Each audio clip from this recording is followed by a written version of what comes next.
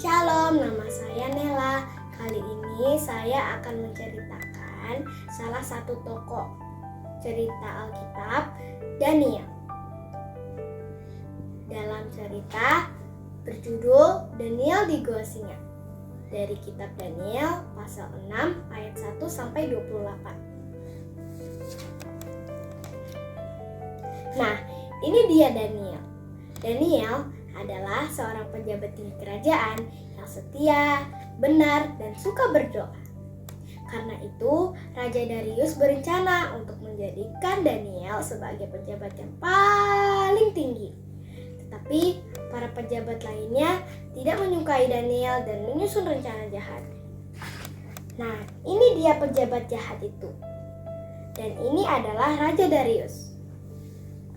Lalu, para pejabat itu membujuk Raja Darius agar menghukum orang yang tidak menyembah raja.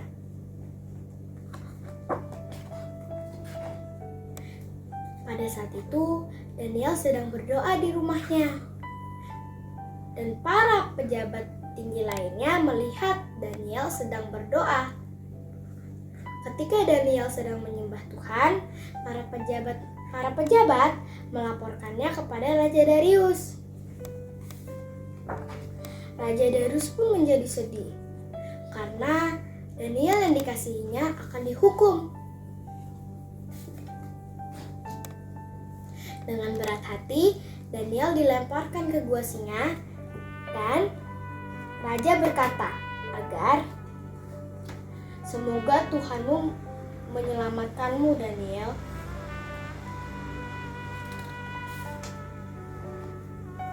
Lalu Raja menutup pintu gua singa itu dan Raja Darius berpuasa semalaman. Pagi-pagi sekali, Raja Darius pergi ke gua singa dan mendapati Daniel tidak terluka sedikit pun. Raja sangat bersuka cita dan mengeluarkan Daniel dari kedua gua singa. Daniel pun menceritakan, ternyata Daniel selama ada di gua singa, dia berdoa kepada Tuhan. Daniel berkata, "Tuhan, tolong aku." Lalu Tuhan mengirimkan salah satu malaikat untuk menutup semua mulut singa itu.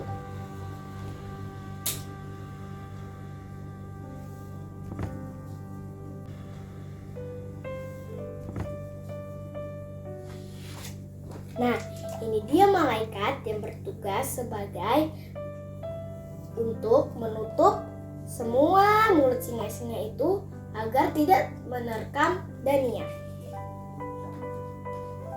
Sebaliknya, Raja memberi perintah untuk pejabat-pejabat tinggi dan keluarganya untuk dilempar ke dalam gua singa.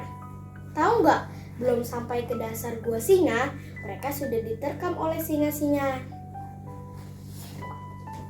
Akhirnya, Raja Darius memerintahkan semua kerajaan yang dikuasainya untuk takut dan gentar kepada Allah Daniel.